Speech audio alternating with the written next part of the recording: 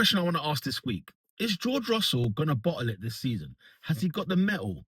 Is he ready to fight for the title this year? Is he ready to win the title in 2026? That's one of the main questions I've got about George Russell because you know what, guys? I'm slowly getting concerned about him. I'm actually kind of worried about him because it doesn't seem like he's happy. It doesn't seem like he's comfortable. It doesn't seem like he's got it together. It doesn't seem like he's ready to go toe to toe with Kimi Antonelli. And that is something. That is something. If the guy is not ready to go toe to toe with Kimi Antonelli this year, the guy is not ready to win the championship. And you could argue whether he will ever be ready to win the championship because I genuinely do not know whether Kimi Antonelli has got the bottle. Not Kimi Antonelli, whether George Russell has got the bottle or not. Because Kimi Antonelli is going to be nervous as well during the course of the season. He's going to have his moment in the course of the season. Will George Russell be there? And the thing is, right, the Mercedes car, sensational number one, is the best on the grid right now. Cool, easy. George Russell, talent, unbelievable. He's got it. He can do anything he puts his mind to. The thing is, where is his mind? That's the real question I'm thinking about. That's what I'm pondering on. I'm wondering whether this 5-week break that Formula One has, whether George Russell is either going to sort of regulate and sort of take stock of the season so far because he's got his race win.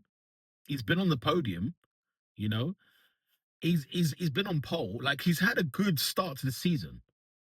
But you wouldn't believe it. You wouldn't believe it based on him, based on like the feel, the atmosphere of the Formula One fans. When you think about what's happening with George Russell right at this moment in time, this is a moment for him to now lock in. Because if he doesn't lock in, George Russell will be in big trouble. He'll be in big trouble in the sense of bottling a title that is kind of ready for him to collect this year. He can win races. We know he can. We know he can do it. But I'm starting to doubt whether George Russell has got the bottle, whether he's got the metal or not. I'm starting to doubt whether he's got it inside him, whether he's got that dog in him to really lock in, switch on, not worry about anything else, not think about anybody but himself and his car. After the Australian Grand Prix, when he says, thank you guys, I love this car, I love this engine, he celebrated a bit too quick for me there. He celebrated a bit too quick. Now, don't get me wrong. After the Australian Grand Prix weekend, everybody was like, just as we predicted, the Mercedes would be brilliant, and George Russell was brilliant at the Australian Grand Prix. He really, truly was. But now the more that I think and glance over and think about, what his competition may or may not be, because I would have thought it'd be the Ferraris, I thought it would be the McLarens, I thought it would be a Max Verstappen, for example. No disrespect to Isaac Hadjar. But I thought it would be a multitude of different competitors. As the season has gone on, Kimi Antonelli has arisen and has taken it to George Russell this year. He's absolutely taken it to him this year. And this is so impressive. I'm so impressed by Kimi Antonelli's performances this season because a couple of things. When George Russell won his Grand Prix in Australia, who was P2? It was Kimi Antonelli. He was right there. When Kimi Antonelli then went to the next 2 weekends, he went to China, he won the race. When he went to, in fact, he got his first pole position in China. And then he went and back-to-back second pole and race win. Like, this is something to behold. He's gone after seeing George Russell win the way he did in Australia. If you're Kimi Antonelli, you're thinking, whew, I've got a big task on my hands.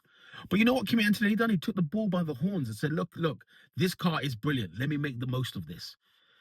I think of like Valtteri Bottas and I think of Sergio Perez's of this world. I think of other drivers and I think, if your number one driver is killing it in that car, you surely have got to have something about you to be finishing P2, P3 maximum. But I see too often number two drivers. Sergio Perez was not even getting into Q3 in the Red Bull. Valtteri Bottas towards the end, it's like he'd given up. I didn't quite get it with Bottas. But I guess sometimes the mentality of the number one driver beats down on that second driver to the extent where they just don't have it in them. to compete at that level. But what I'm seeing Kimi Antonelli do with George Russell is George Russell lays the gauntlet down, he sets the marker, he sets the barrier, and Kimi Antonelli says, "Hold my beer." So George Russell now needs to go back to camp, and when the Miami Grand Prix hits, George Russell needs to lay the smack down on Kimi Antonelli. I thought he was going to come back with fire against in the Japanese Grand Prix. I expected George Russell to come back with some sort of flame.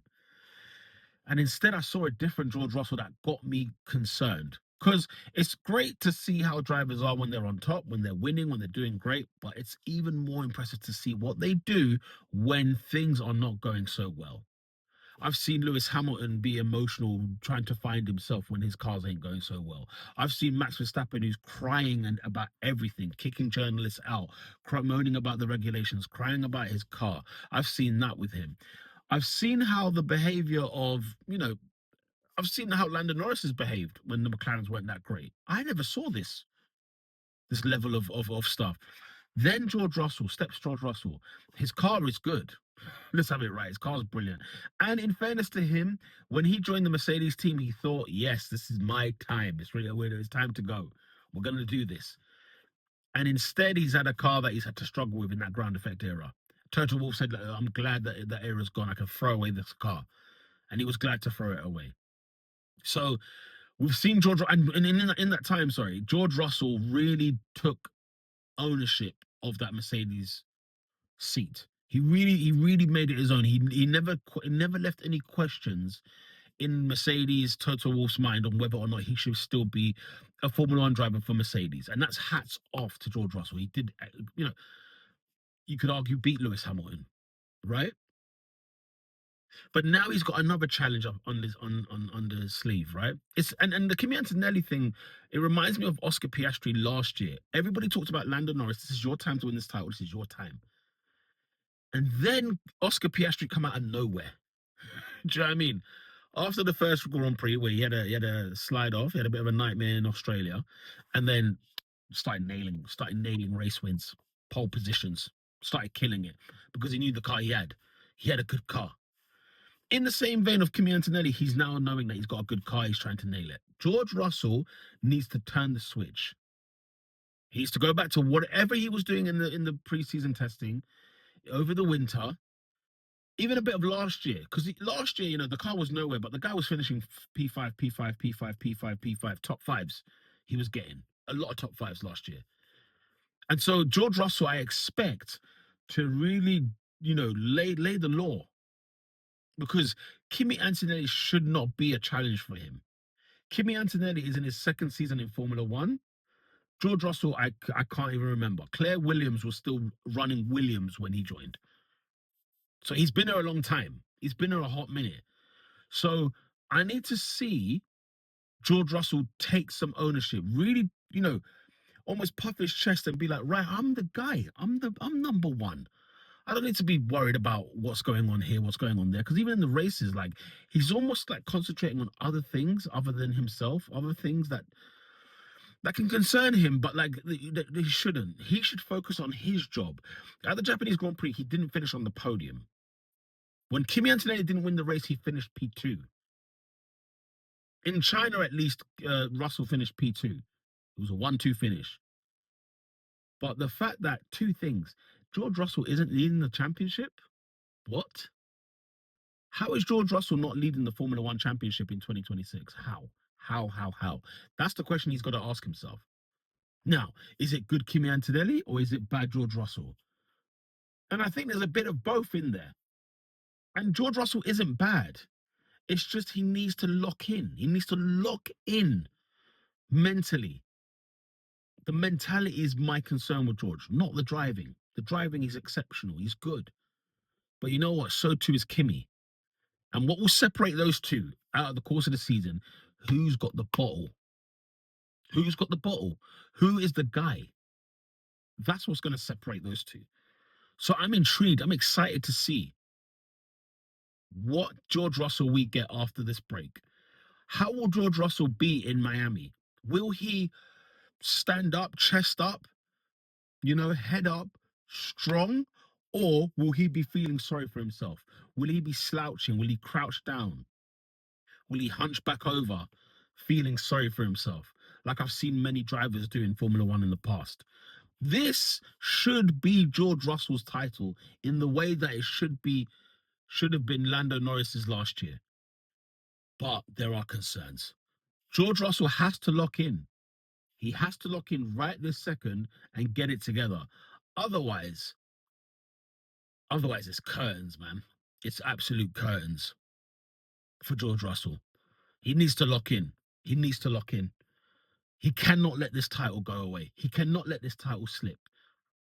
He cannot let this title slip. We can't have a Liverpool 2024, 2014 rather, Gerard slip. You know them ones.